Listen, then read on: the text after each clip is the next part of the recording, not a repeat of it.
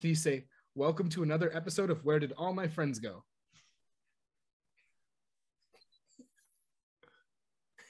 Wait, just move your mouth for it. Just go like this. Go. Just do that. Just do that. Just do that. Well, then go just away. do it. If, then say it. Yeah, go. Just make your mouth move. Just move your mouth for me for a second. Just go. And then I'll talk for you. You just got to move your mouth. Go up. Oh. Can you say welcome to another episode? Welcome to another episode of Where Did All My Friends Go? Another episode. You try it one more time. One more time. Okay.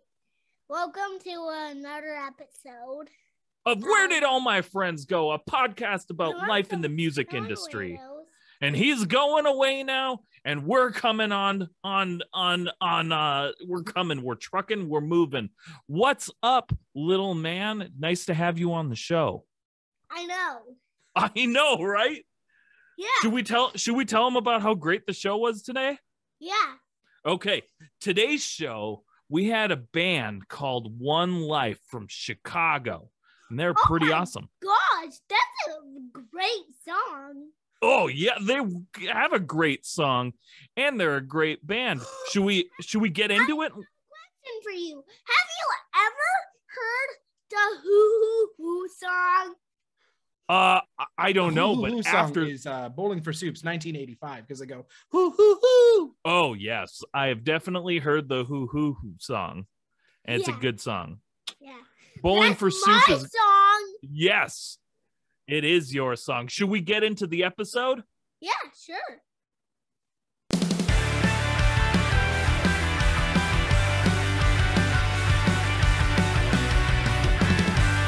And we're back with another episode of Where Did All My Friends Go? A podcast about life in the music industry. And today, Pat, we have Ryan and another Pat of the band ONELIFE with us on the show.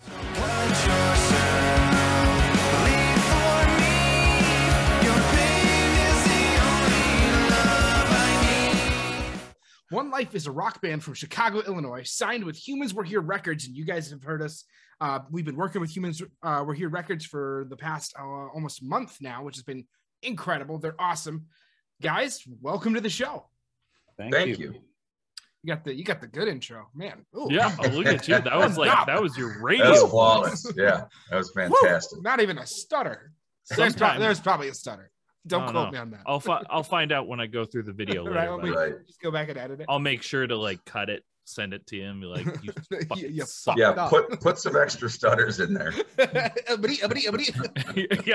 I'll cut the stutter and just repeat it. Oh man, how are you guys doing? Good. Hanging out. Just chilling. Just doing the dang thing, huh? Yeah. Just doing it. How's the weather over in Illinois right now? It's absolutely terrible. It's gonna be 80 on Saturday. So okay. Here's the deal. Yeah. All right, Bear Put it knows into perspective. Because Bear knows. So I want to know what do you consider horrible? Because up in Duluth, we just got 9 inches of snow a couple days ago. So what's horrible? Yeah, so perhaps I should have been aware of the fact that you're into it before I commented. I do believe I made a mistake. Yeah, no. It snowed I guess Monday, right? Right on. Mm-hmm. But I went outside today and it was sleeting sideways and it's 45 and feels like 35 and it's goddamn close to May. So yeah, I know, because currently okay, so I want everybody to know, because this will be coming out in June. So obviously this it's not snowing in June. No, it is hopefully well, not. you know what? You just jinxed it. In Duluth, you are in Duluth. I don't know. Right? In Duluth, it could very much be snowing in June.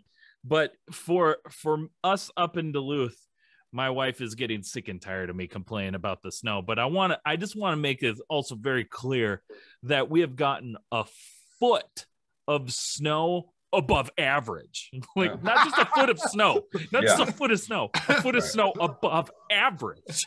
On top of the 65 feet you already Right. Yeah. Man. at least though in Minnesota you have a constant weather. In Chicago we have that ebb and flow of 80-40. I don't know if that. I mean, like, I get your point. Not I do in get Duluth. it. That is. It's a very like oh, here's the upside. Yeah. Oh, I'm not sure what's preferable. I'd rather Chicago, honestly. Oh, But- I'd but rather have what's- Chicago because But Duluth. I would rather have Duluth is like that though. Duluth is because the thing is like Minnesota weather. It is what it is. Duluth weather is a So bastard. All over the place. It is yeah. a bastard. It'll be 50 to -20 the next day. Yeah. It does not care doesn't give a about you shit and your about feelings. You know what's crazy too, though, is that Pat lives in Chicago. I live like 60 miles west of Chicago. Chicago is typically like way warmer in the winter and way cooler in the summer because of the lake. Yeah. Yeah. I'm out in the desolate ass cornfields where the wind blows 90 miles an hour Yeah. and Sure. it's just ridiculous. So Jeez. take it for what it is. Man. I don't know. I'm in Chicago. I blame my parents for moving here. You know, I blame my parents for making me born here. man. Giving me these terrible genetics. Making me That's so- born. It's so Right. sad. But here's the thing, though. Like, I actually miss Chicago. I don't know if I'd ever want to like live in Chicago. Like, I might want to spend a summer, like in Chicago, Yeah. knowing The that summers are I great. could leave. I could Yeah. leave whenever I wanted to. But Pat, you said that you're in Sycamore, right? Like, so I'm in Sycamore. You're in Sycamore. Yeah, So, Pat, Pat's are in you- Chicago. You're in Chicago. I'm in Chicago proper. I live in the West Loop. Wow. So you're there. Oh yeah. Dang. Yeah. That's I gotta did. be- that's gotta be I did hard. most of my Chicago shows in Schaumburg back in the day. Yeah, man. Yeah. I like Schaumburg was a good place, man. I played with Schaumburg is a good place. I played with Punchline over there. Nice.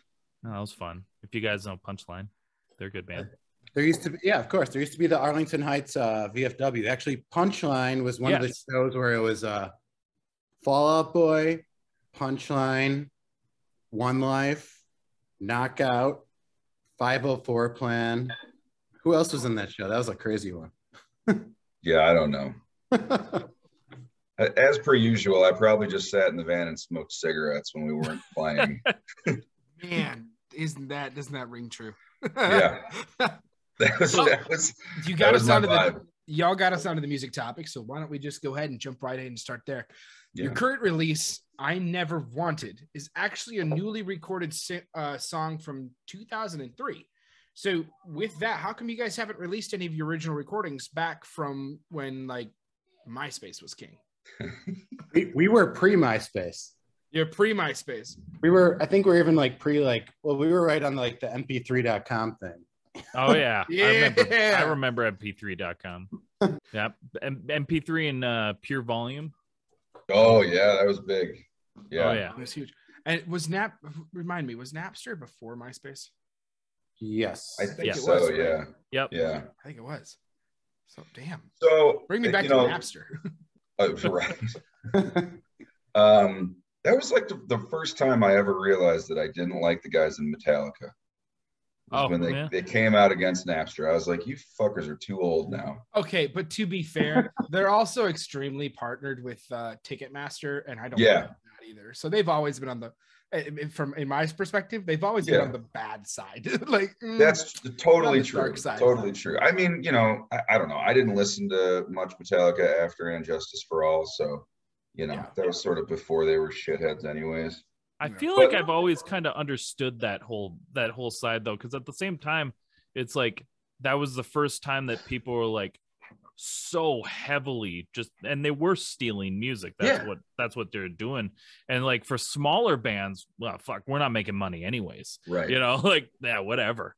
But like No, I it's can useful understand. for smaller bands, but I agree. So I'm 42 years old now. This was like 20-year-old me that got pissed at Metallica for taking Yeah. away my ability to steal songs. Now I totally side with them. Now I'm you're like, man, Metallica, you guys were fucking on Yeah, it, they man. were- You they were were trying right. to save us. you shouldn't be able to steal people's shit. I'm not going to argue that point. That's a though, let's argue that point. So I guess in my We'll perspective, get back to the actual question Yeah. after this.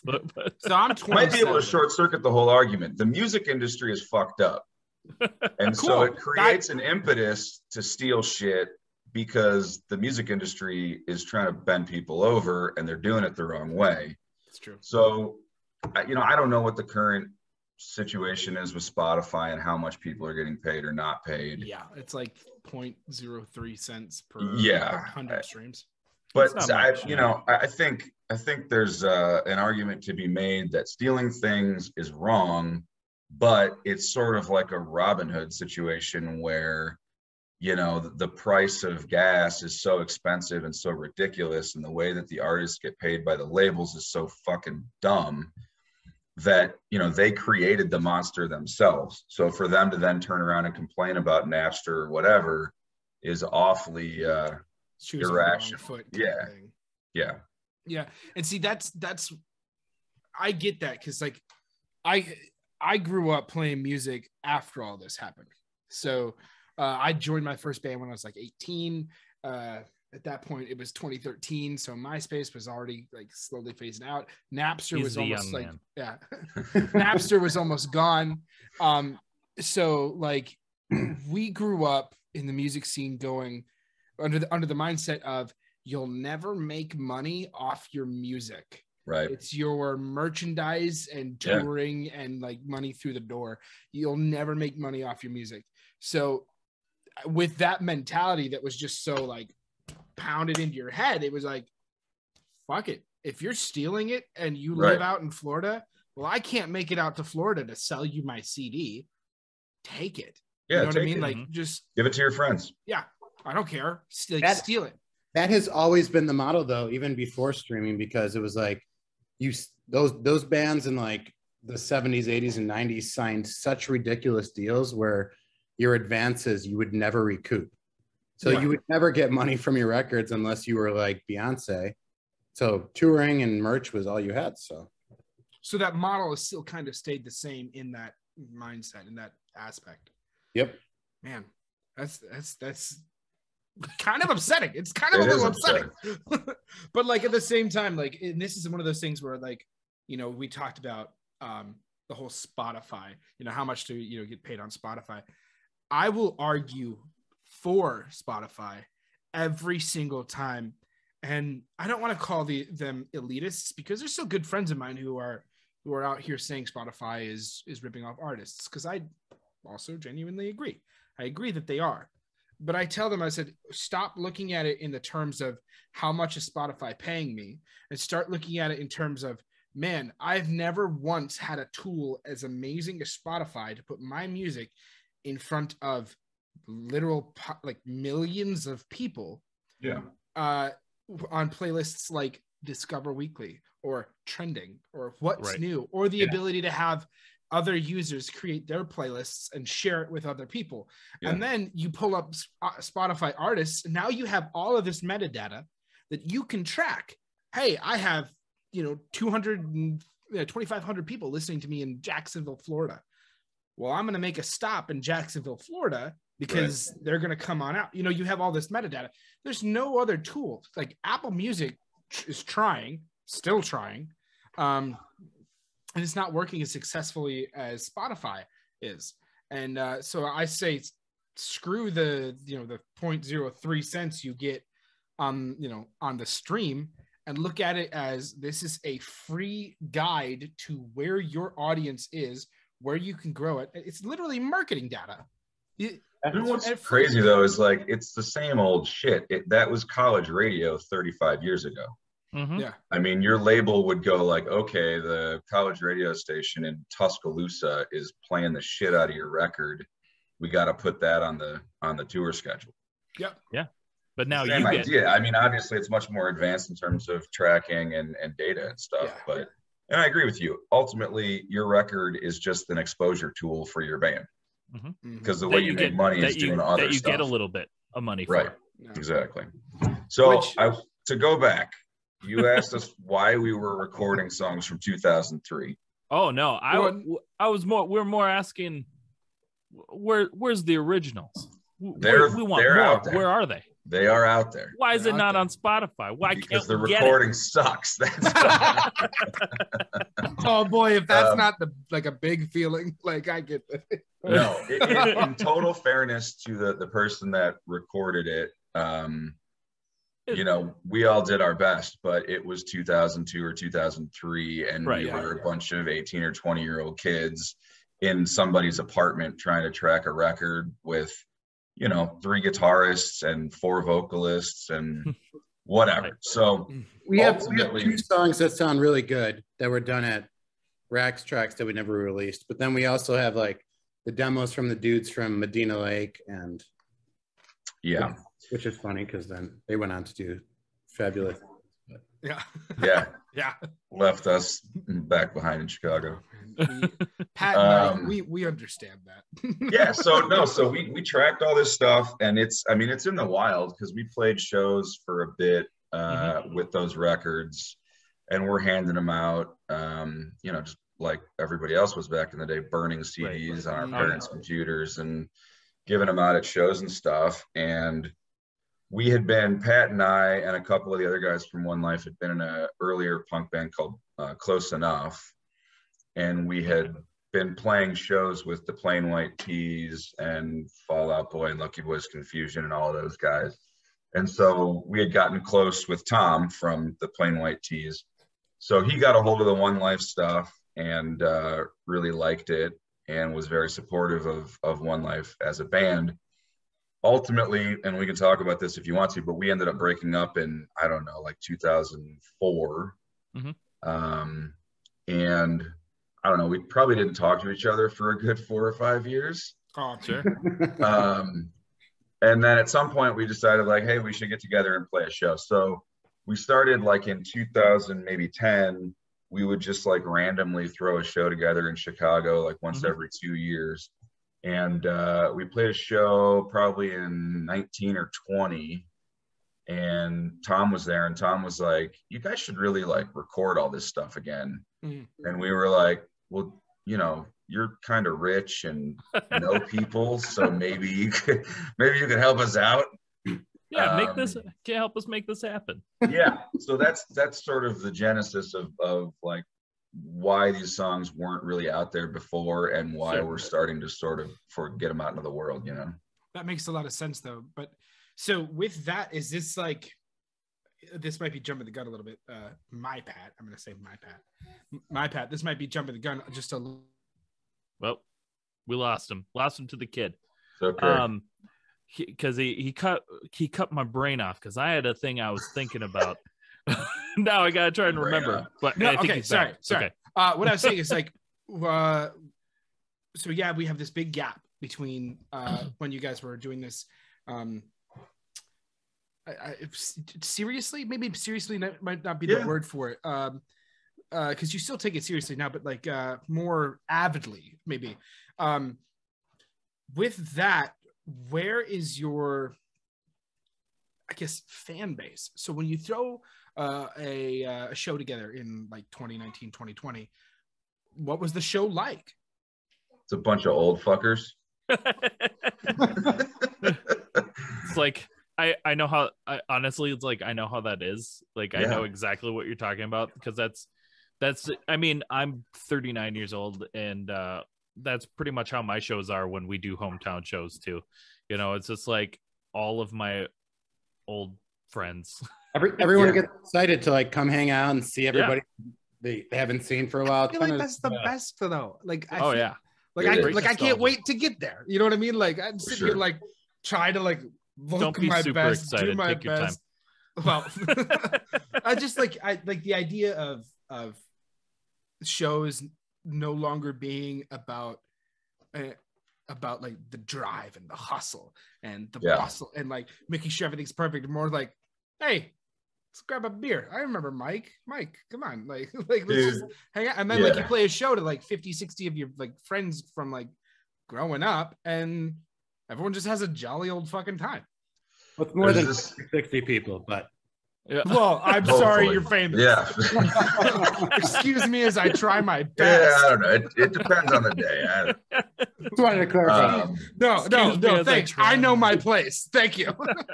It brings up an interesting point, and not to take us on another like sidebar for, No, let's for go. 10 Let's do minutes. it. But Let's do it. I remember like when we were really trying to make it as a band, whether it was Close Enough, the original 4-piece punk band, or One Life, just like the constant grind and like stress of wanting to make it, get discovered, or however you want to think about being successful as a band when you're a 20-year-old kid who's writing songs and touring and recording and fucking street team meetings with 5 people, and it's like whatever. Right. And I just remember like writing songs and having moments where I was like, am I writing like what I want to write? Or are we writing what we want to write? Or are we writing shit that we think other people want to hear and will make us a successful band? And I remember having conversations about this with Pat and the other guys. And, the general gist of the conversation was always like, we got to do what we want to do. And if it ends up being fucking awesome and we get famous, then cool. But if it doesn't, at least we did what we wanted to do in terms of the songwriting and whatever. Yeah, because think about that though. Like, imagine putting all that time and all that effort into writing music that other people want to hear. Yeah. And it still blows. Right. You know what I mean? Like, and it still like sucks. Then you're Yeah. like, I did all this hard work for absolutely nothing, and I'm not even proud of it. I don't even like listening to my own shit. Like, No, that'd be maybe terrible. that's a little bit of a Debbie Downer type of mindset, but like still, like, No, I think why there's waste plenty why of waste your stories. time on people you Well, don't like, okay, know? so I don't know. I can't think of somebody off the top of my head, but I'm certain there are stories about people that like quit bands or, basically just dropped out of the limelight completely because the shit they were playing was not shit they liked or wanted to play. Yes, It happens all the 100%. time. You know what I mean? Yeah. So anyways, the point I'm trying to get to is that, like staying true to ourselves was part of it, but like the grind got old after a while, especially, as you're getting older and shit's happening in your life. Otherwise, now we come back to it in, 2020, 2021, whatever. And the grind is totally gone. It's 100% fun all the time. It's literally like, if this sucks and we don't want to do it, then fuck it. We just won't do it. None of us really have to have this happen. Like, we all have jobs and families and whatever. And it's really been awesome to be able to like go into the studio or go play a show in front of 60 of our greatest, oldest friends. More than 60. Sometimes Pat specifically said more than 60, and I felt like shit because that's a good show for me. If ultimately the point here is that if I fuck up a harmony in the second song of our show when we walk off stage, at this point Pat's not gonna like threaten to kick my ass, Right? Because I was a little flat in the second verse. Where 10 years ago he wouldn't threaten to kick my ass, but it was like, But he wouldn't not threaten to kick. it was a point of It contention. was Let's out put it there, that way. like. We had like 10 different lineups because we were a short-lived band that did a lot of shit, but very tumultuous lineup changes Sure. at every turn. So we're back to the original lineup, which is also fun because it's like that was the OG band. And Nice. so Well, with that being said, then what is your take on the current music scene now that you're here, and how is it different from when you were first doing it? are you asking in like local terms or in the music? Kind of like let's do both, but more so like your experience from what you've, because we just got done talking about like the grind, and that's just hard, and it's it's time consuming and takes up a lot of your energy, versus where Ryan was saying now it's like you don't have to worry about all that added pressure. But so let's say from like your experience between what you were doing then versus what you're doing now, and how the industry and tools have changed along the way. I mean, I think right now, like we're having super fun, like recording, like, for example, like because of technology, our drummer tracked all of his drums in Nashville. We've done all the bass and guitars at our bassist Jeremy's house. We've done all the vocals for the most part at Tom's studio. And then I've done like the keyboards, you know, just some weird backing stuff at my house. And that wasn't available 20 years ago by any means. Definitely, the recording aspect has changed an insane amount in such a short amount of time. Insane. Yeah. I mean, like me and Jeremy both have like, you know, like Logic UAD setups with like the outboard gear, so we could run all the plugins through like the processors that aren't using computing processor like power. Like, so it's a completely different game for everybody, but. Yeah, I mean, I'm really old, but I'm still shocked by the fact that you don't have to bring a fucking 4x12 Marshall everywhere you go anymore. It's like the most ridiculous thing. It's the greatest win. It's so good that I can think of, because carrying a fucking Mesa cabinet down a flight of stairs is the worst. Try a 6x10 or an 8x10. I was gonna say, wait, you're trying to tell me I don't need to bring my 8x10 amp peg anymore? Right. Okay. Technically never did. You knock that off right now. So okay, could have brought a Sans amp the whole time. So here's a couple things that I've done because of that fact, Ryan. Here's a couple things. One, since most bass amps have a DI out anyway. Yeah. I took my old 810 fridge, and I unscrewed the back and removed everything in it out. And it became a guitar vault. I made it a guitar vault. That's awesome. And so like it would still be on stage. It still looked like it was coming from it. Right. But like you just put your guitars in there and pack everything up. I took the 410 that I had a 410 orange cab or something. I don't remember what it was. You only mic one speaker. Right. So I took the bottom two out, and then when we were done, my amp head would go into the cab underneath. Lovely. Save like room in. You don't need it. And now I'm sitting here like my fly rig is a Pod Go. like it's a little pedal board. It's on the chair right there. That's it. And there's a place, Pat, you know this place, called The Warehouse. It's in La Crosse, Wisconsin, and it has at least 3 flights. What's that? Oh, yeah. I said I know that place too. Yeah, so you know the stairs. Oh yeah. There's like 3 flights of stairs in this place, and I remember being on tour and walking up, just looking at the stairs, like, "Fuck this, we're going DI." But the fact that that's an option, that we're just like, "Yep, we're gonna DI everything." Like, I know, it's crazy. It's so good. This is the age that I get to grow up. I love The Warehouse. Steve's a great person. He is a great person. But yes, so I agree with you 100%. Things that's changed incredibly, like over the course of even just 10 years alone. Yeah. Well, the other thing too is like so Pat and some of the other guys have stayed in the music scene. When we broke up as One Life, I was in law school, and so when One Life stopped, my music career stopped. Like I didn't pick up a guitar for 8 years or whatever. Oh wow. And I really kind of just like lost touch with the industry, and I didn't care. I was busy doing other shit. It wasn't like bothering me. But when I came back to it, so much stuff had changed in that time period. And we talked about it earlier, like the Spotify thing. We started recording this latest record, and they started talking about like curators. And I'm like, the fuck is a curator? I'm like, I know what the word means, but like, how's this relate to Spotify? Apparently there are people that have a shitload of followers that, either charge money or somehow you guys, I'm clueless about this shit, but like, this is totally different, right? This is, what used to be like. Yeah. That's actually technically what Pat and I do with our playlists.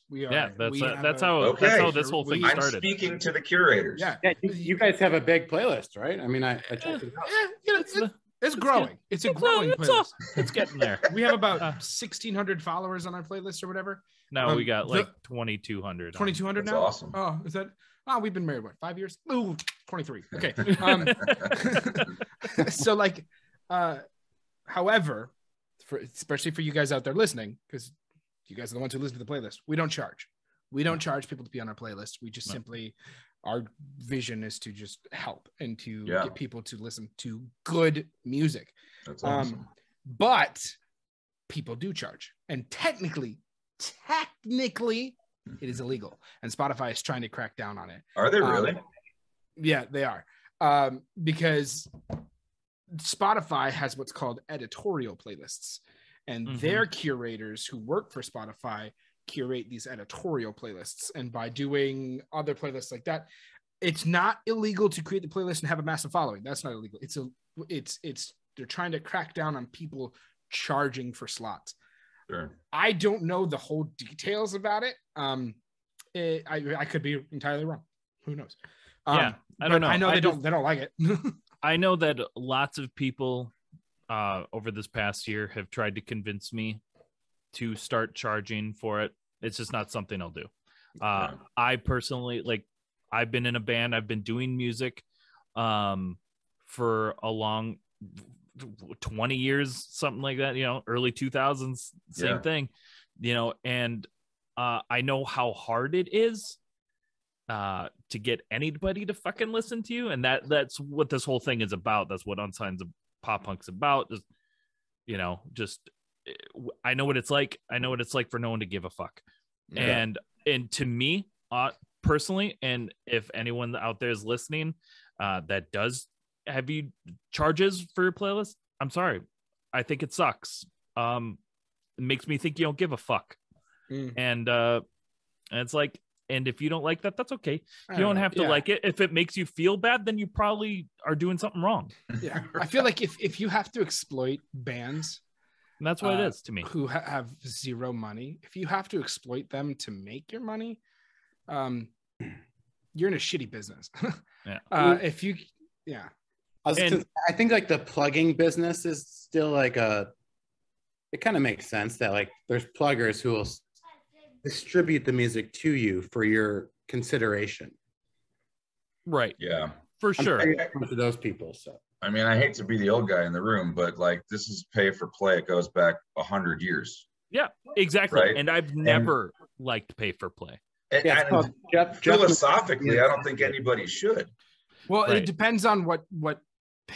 So I've had two people, at least in the Wisconsin scene, define pay to play. Pay to play is basically you pay the promoter and then you get to play the show. Right. The other pay to play is you buy a select amount of tickets and you sell those tickets for a profit. Personally, I have no issue with buying tickets and turning them around. I don't have an issue with that. For me, both as a promoter and a band guy, it helps push the band to actually promote their shit. Because I think people have gotten lazy. We really have gotten lazy promoting stuff. We just make a post on Facebook and we're done. Like me, I'll like send flyer information. You're going to print out the flyer. You're going to print out these handouts. You're going to go down to the town. You're going to place it everywhere. You're going to place it in your public library. You're going to place it on State Street. You're going to place it on the college campuses. I don't care. You're going to give it out to people. That's like promoting. And then it's like, if you know your fan base, like I know my band can pull like 60 to 100 people where I live. Okay. I could buy 20 tickets easy. Like I've sold out tickets 3 times and just got more from the promoter. And then the promoter that I've developed that relationship with, it's just like, no, don't even worry about selling tickets. Just play. You know what's hilarious is that there's 2 things actually I want to say. First of all, Pat and I and the other guys in ONELIFE and the prior band as well it was insane the amount of hustle we would fucking come up with to get people to the show. At the time we were in the original punk band, our drummer was in high school still. We somehow managed to convince the fucking school bus driver to take a school bus full of high school kids to one of our shows at the Metro.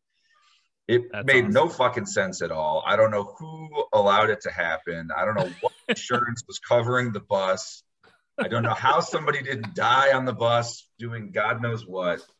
But like, that's the kind of shit we would do. I mean, like we would make a phone call or 5 and set up something. I mean, we used to do shows in VFWs where we would rent out the VFW. Yep. We would go pick up the stage, put the stage together, put the sound system together, run our own sound, and be playing a punk rock show while like 17 World War II vets were in the back drinking at the bar. Yeah. That's the kind of shit we used to do. One of those shows was Close Enough, Show Off, and Lucky Boys Confusion. Yeah. Lombard VFW, baby. The whole thing was nuts. And that. I don't feel like Lombard. that shit exists anymore. So to the extent we were talking about what the industry is like now, I think that's gone. And promotion, we burned 3,000 CDs on our own burners. And we would stand outside of the Metro every night being like, yeah, here you go. Mm-hmm. Here's a new band to listen to. Yeah. Oh yeah. Yep. So, No, now with Spotify, now it's just begging people on Facebook to listen to you, it seems like. right. Right. And like, and just in case anybody out there, because here's the thing, the music industry, even now, would be different, or let's say revert back to a sense of familiarity with where it was, if the hustle stayed the same.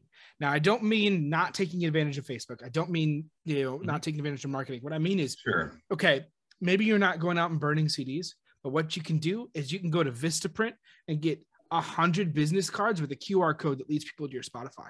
Yep. A QR code, and it's cheaper than burning CDs.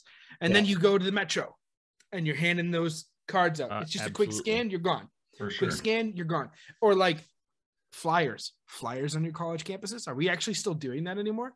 No, we're not. Like, are we going to, let's say, Fall Out Boys coming to the Coliseum here in Madison?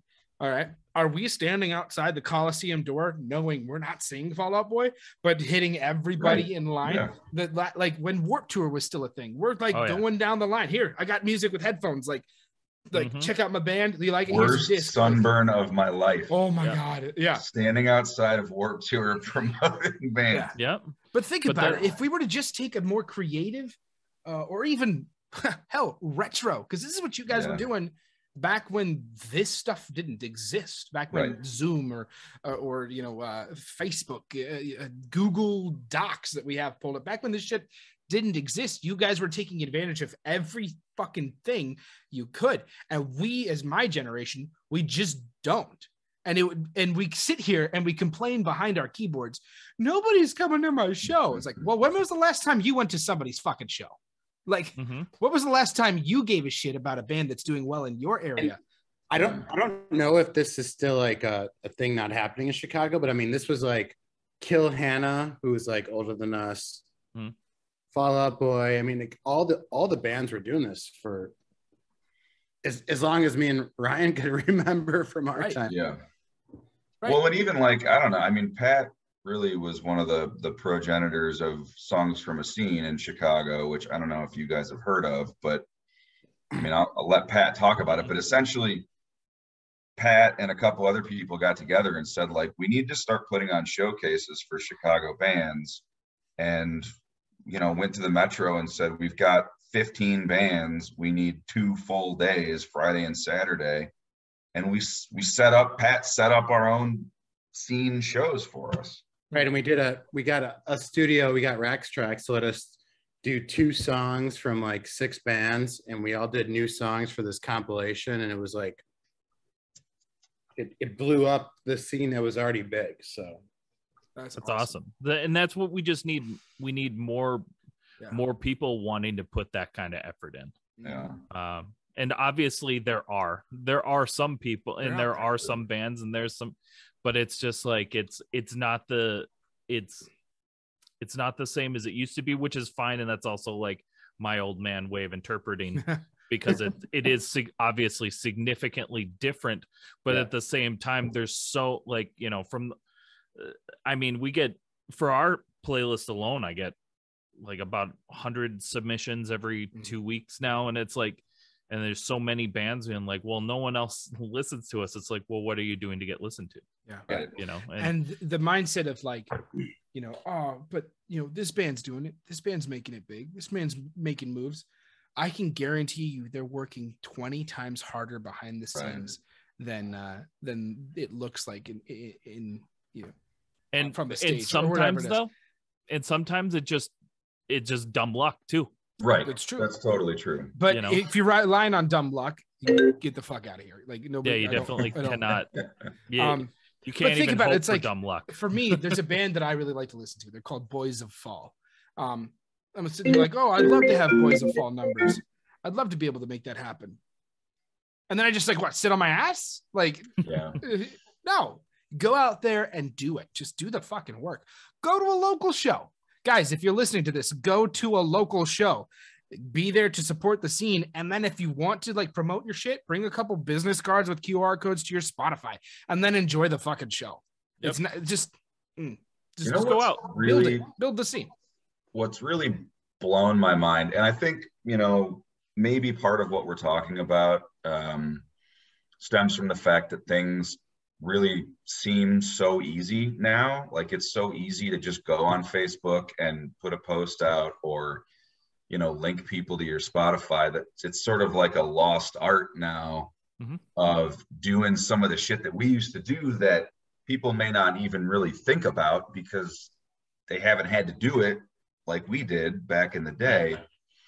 But you're absolutely right in what really, I've talked to the other band guys about this. Like I came back kind of into the scene peripherally when we started doing these reunion shows in like 2010, 2012, whatever it was. And over the course of like that 10-year stretch, the number of people who I knew or was familiar with in the Chicago scene, not just musicians, but like photographers. I mean, fuck, just kids that were like into the scene and came out to shows that are now giant fucking promoters and work for Ticketmaster, fucking whoever. Right. It's crazy. I mean, I was just telling my 12-year-old that the guy that took the first promotional photos for One Life became Kanye West's personal photographer, has done like a shitload of videos for Frank Ocean and shit. It blows my fucking mind. So I hear like Pat will talk about like, oh yeah, so-and-so from some, you know, local band from 10, 12 years ago is now like the head of Johnny Roadrunner Minardi. Records. Johnny Yeah. Minardi is the head of Atlantic. Something. It's bonkers. He's the You man. gotta put the work in. That's But what it all. Yeah, here's That's my what it all point boils though. down to. That's what I'm saying, is that I absolutely agree. That shit doesn't happen if you're not going out to local shows. Yep. And meeting people. Mhm. Whether you want to be a musician or a photographer or a sound guy or a fucking, you know, an illustrator for album art or posters or whatever, And, you have to go to shows and be there and meet people and shake hands and Yep. introduce yourself. and think about it, man. Think about it. This might get a little morbid, and I don't mean to get morbid, but think about it like I love morbid. the days of the 60s, right? 60s, 70s, and 80s. Some of those rock stars are still around, and now they're slowly starting to go. We just lost, we lost Tom Petty a few years back.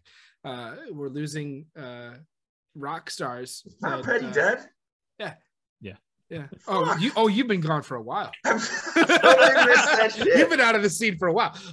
No, but like, think about it, like no way.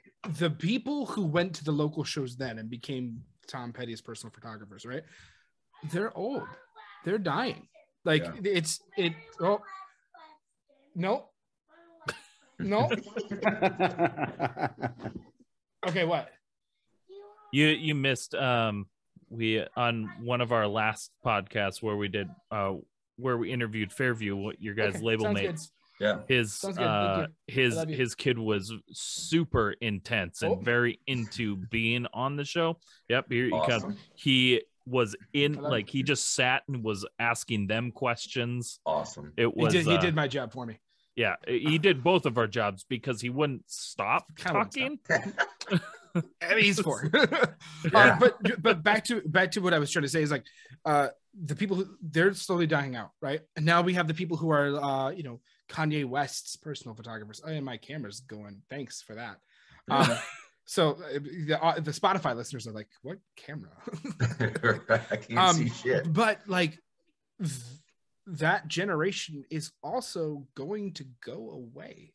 Like Yeah. they're gonna die out. which leaves this next one that we're building currently left in its spot. So the people who are out there hustling now are hustling for 30 years in the future. Like, you know what I mean? Like, you're not hustling for you can't hustle for, like, you know, TikTok clout now. You can't hustle for that career that you want now. It's not going to happen now. You have to be hustling for 5, 10, 25 years into the future so your career can actually be what it's supposed to be. Yeah. And we don't have that hustle. We have a generation of instant gratification that when it's not there, all right, guess I failed, right? And then it just move along. But, you know, we're going to turn like 60, right? Like, I'm going to turn 60 and I'm going to get see on my Facebook that my buddy Johnny is now working for, I don't know, like Charlie Puth or the next like big rock star, like Greta Van Fleet. You know what I mean? Like, right. Yep. And then I'm going to sit here and go, man, wish I hustled as hard as 25 years ago. Like, so hustle, guys, just hustle. Maybe you will be Greta Van Fleet. Yeah. And, well, I mean, I've gotten to work with a few different people, so I'm still trying to hustle. Did you guys listen to ONELIFE or no? I gotta call you. Yeah, I've listened to especially the newly recorded version, but I have watched some old videos. Okay. I only listen to the newly recorded version. That's all I've gotten. Well, there's more on the way. Can't wait. So we're gonna do one last question before we get into our next segment, and then it's gonna be a breeze. If you could give our listeners a piece of advice that you know now that you wish you knew when you first started out, what would it be? I can go first, Pat, if you want to think about it for a second. So, I mean, I think we've talked a lot about, you know, sort of theory of mind for a person who is trying to be a professional musician and what the motivation ought to be. And I think that's probably that, and just persevering. I think me personally, I was always a little bit afraid of what would happen if I didn't continue to go to school or start to line myself up for a real job and a family and all that stuff. And all of the people that I know that I was friends with back in the day that are now huge rock stars, they did not fucking care about any of that. Right. They literally were like, I'm going to get in a van and we're going to drive all over the goddamn world. And I'm just going to do that until I'm either famous or I die. Yeah. And they had no qualms about it. I mean, if you talk to Tom Higginson, that was what his life was going to be about. Whether that meant he made any money or not, he really didn't give a shit. He just wanted to write songs and play songs for people. I personally, on the other hand, was always extremely nervous that I was going to be 35 years old and still be in a punk rock band playing a show at, some fucking hole in the wall bar in Champaign, Illinois. That bothered me. And because that bothered me, I went to law school. And then there was a time in the band where the band looked at me and said, okay, dude, like, we either got to go on tour or you're not going to be in the band anymore because we got an offer to go on tour and this is what it is. That was the moment where I made my decision and said, I got to fucking take finals, guys. Like, I can't go. And they were like, okay, see you later. And then I had dreams about beating the ass out of Pat Gilroy for 5 years. But I guess those are the two things. So, make sure that your motivation and your songwriting and your relationship to the music and the band is pure and is what you want it to be. And then you just got to be willing to do it. And that's all you're going to do. You got to commit to it. Yeah. But you, Pat. My advice is the same as Ryan. I mean,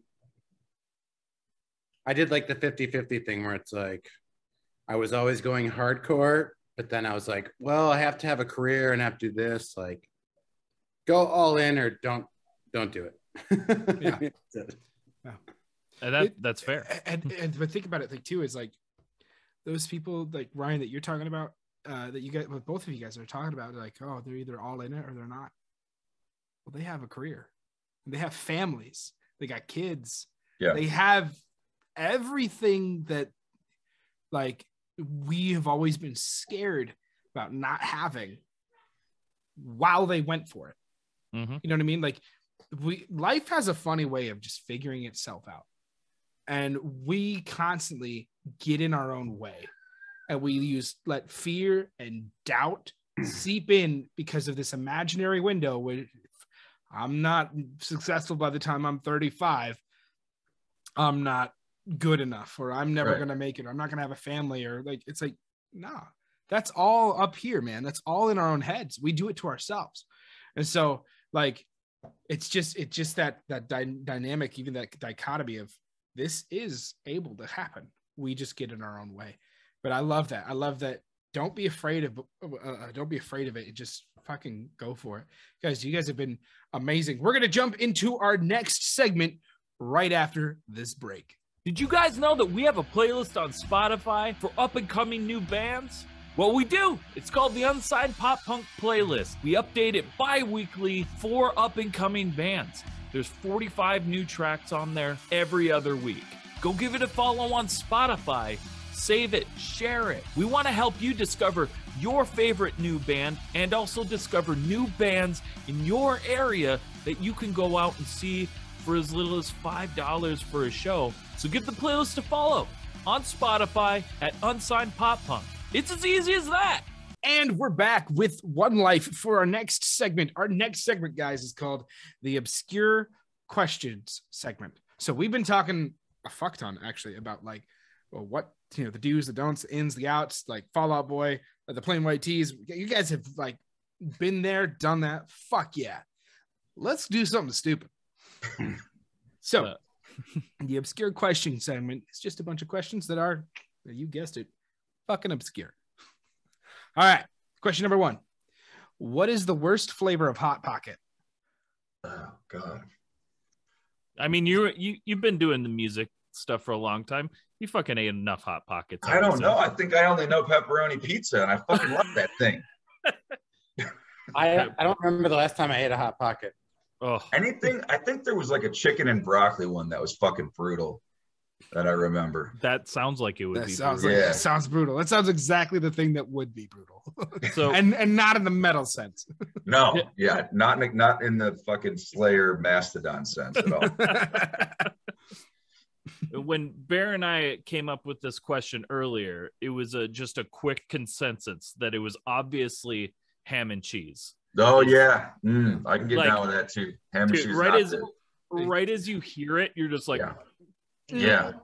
That I ham don't is want so it. weird, dude. It's like in squares and it's like chewy and gross. I'm with you there. Yeah, it's not ham.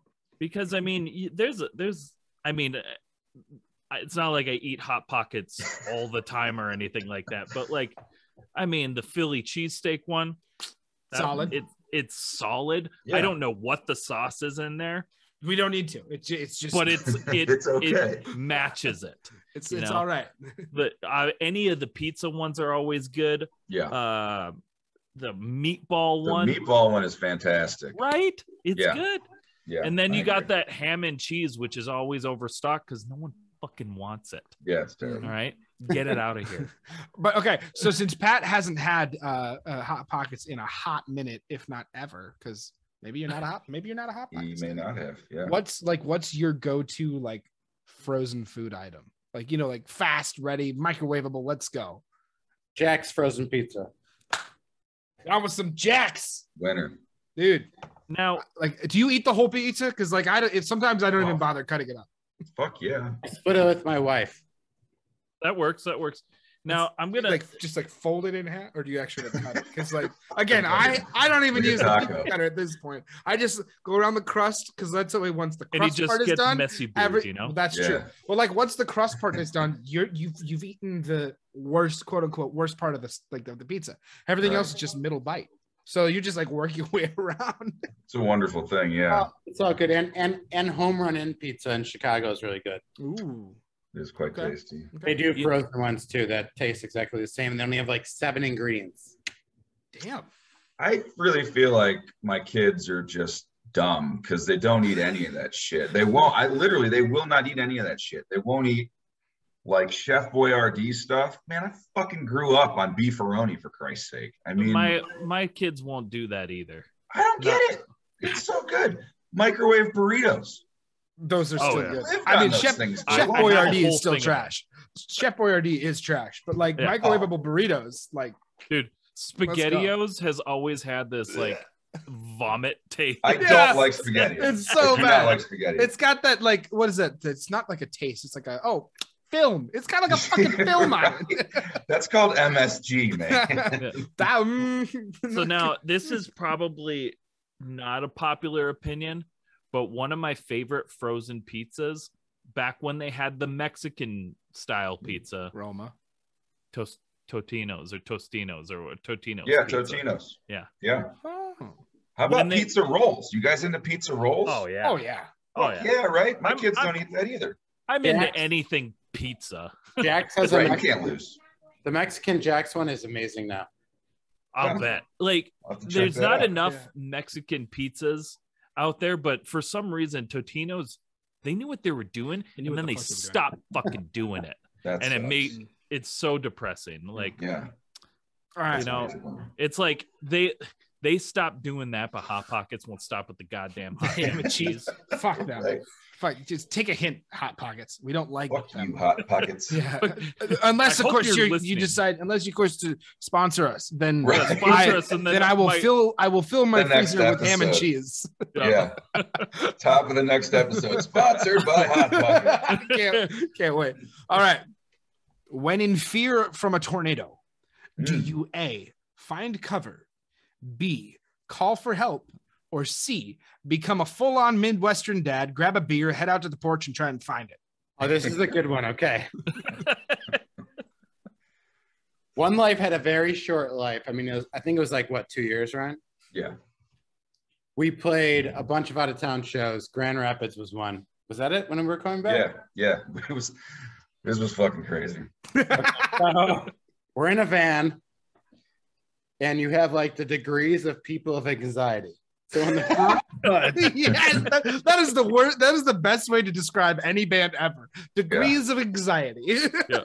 in the front was Eric, who we call Godfather, and Ryan.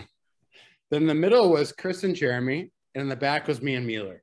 So in the front, Did you guys sit in order of anxiety or Basically, yes. it was happenstance. okay. It's complete happenstance, but yes, we did.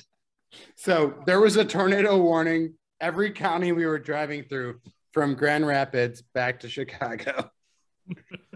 So we have the front seat that's like not worried about it. We have the middle seat that's like, this is kind of screwed up. And then me and Mueller were in the back. And I mean, I felt like I was in the movie Twister because it was so Oh yeah, because you're in the back, so it's just always swerving around. Yeah, the trailer's back there. It's windier than hell.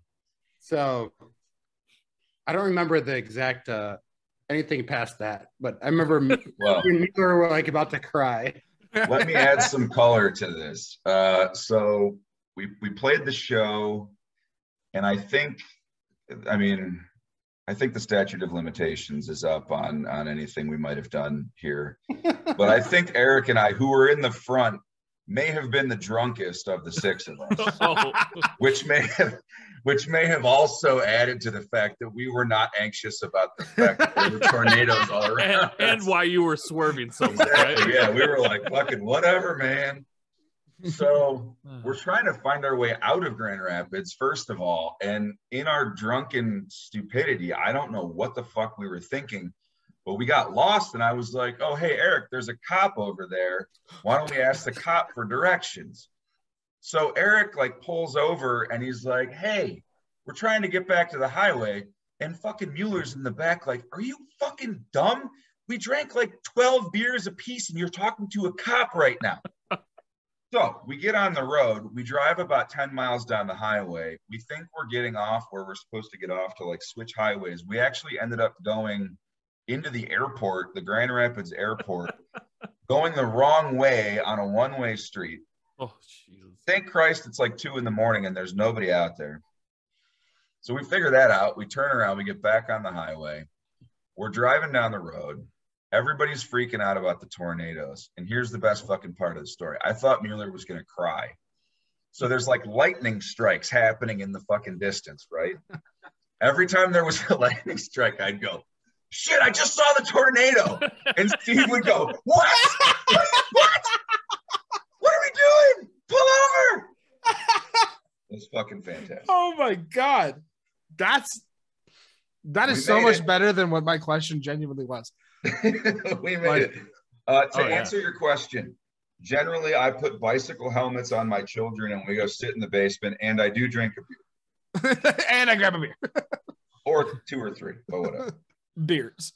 See, I'm the Plural. since I don't know how long we're going to be down there for. It's very true.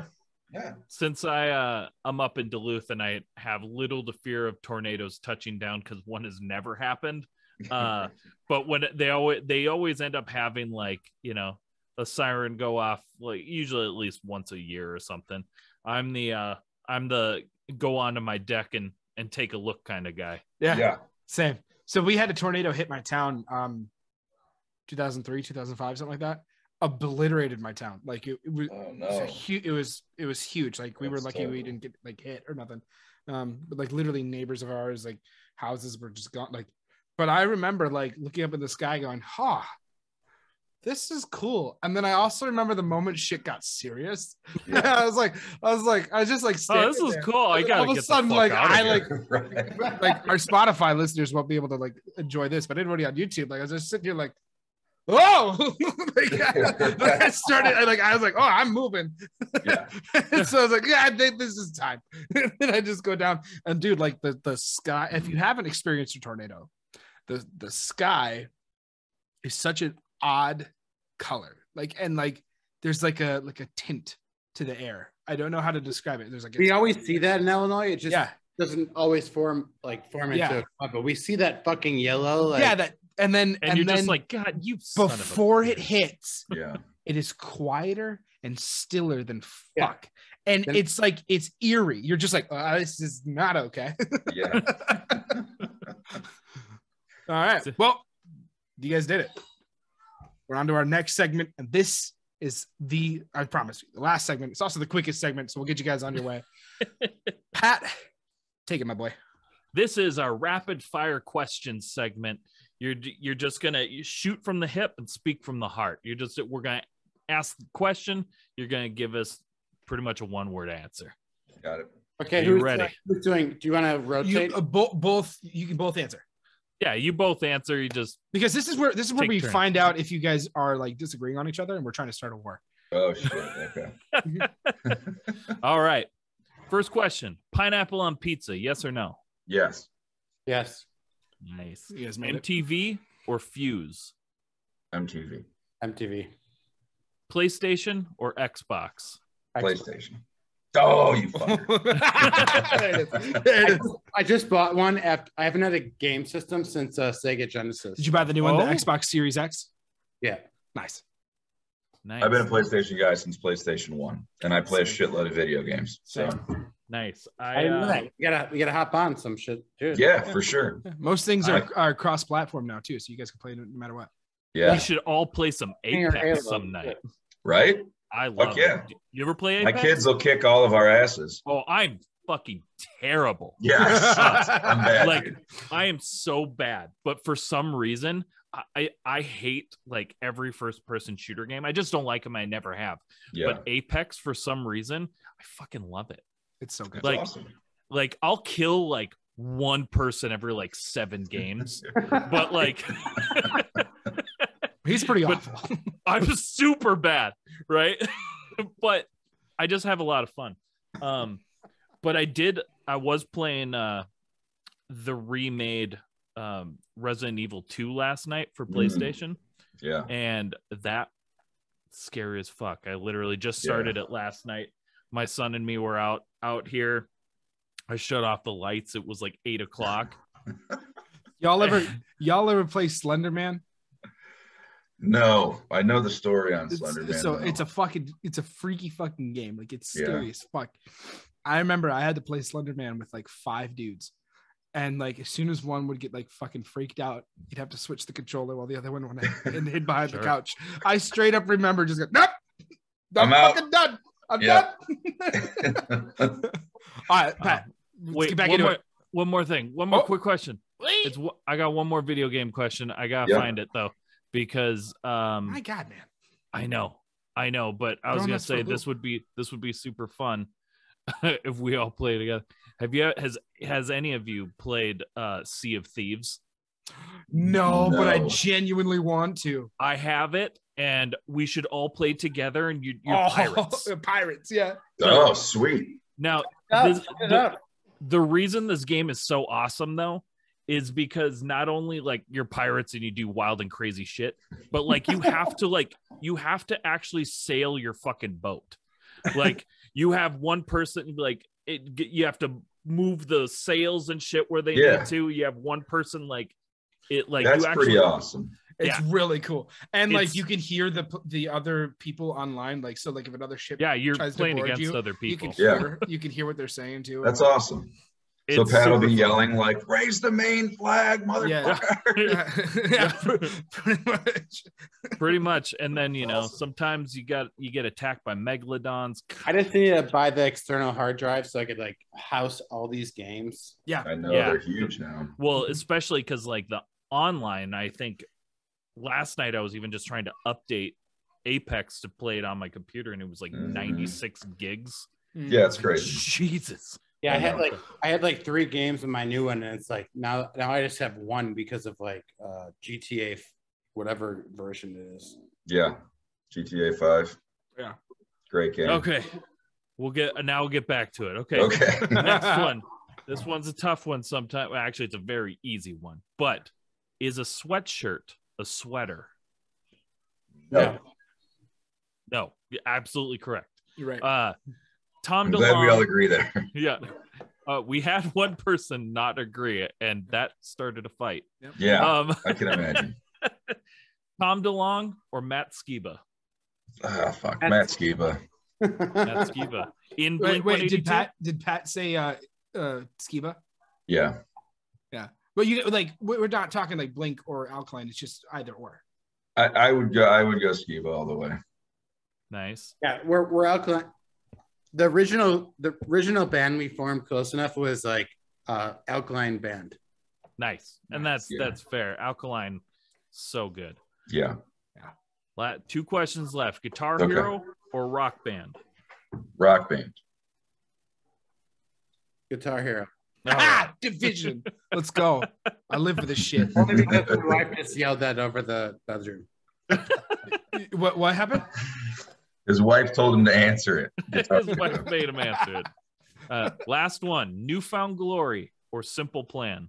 Ooh, Newfound Glory. That's right. Is that the correct answer? Pat wins that's one. That's my correct I'm a answer. Simple Plan guy. Bears a Simple Plan. They're both good. They're both great bands. They are. Yeah. I like Simple Plan. Drive-through records. I gotta go with Newfound. Absolutely. Drive-through records was a cornerstone of the pop punk industry for absolutely.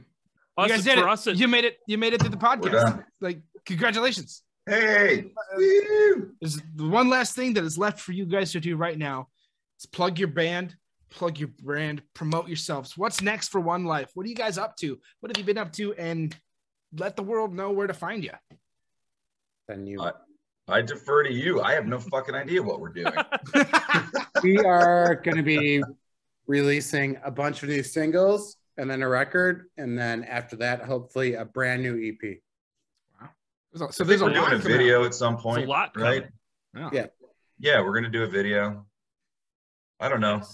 People have been texting me a lot of shit. I mostly ignore it. At this point in time, by the time this airs, we'll have it ready, but we'll have to see if we can get that music video on our music video show super awesome music video show on Twitch. That's awesome.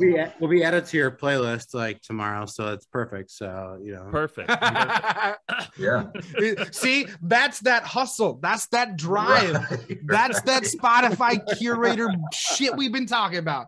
And with that, Persuasiveness, maybe crossing lines. I don't know. we love it. Cross our lines. It's pretty great. Thank you guys so much for coming on to the podcast. This has been absolutely fantastic. We've had Ryan and Pat from ONELIFE. This has been another episode of Where Did All My Friends Go? A podcast about life in the music industry. And we'll see you guys next week. Thank you so much for watching. Please hit that like and subscribe. Thank you to those who already are. Check us out on Spotify, Apple Music, or anywhere else you stream your podcast. If you're in the position to help us grow, head over to our Patreon at www.patreon.com/unsignedpoppunk. Let us know in the comments below who you'd like to see on the show and what other content you'd like to see. Thanks so much.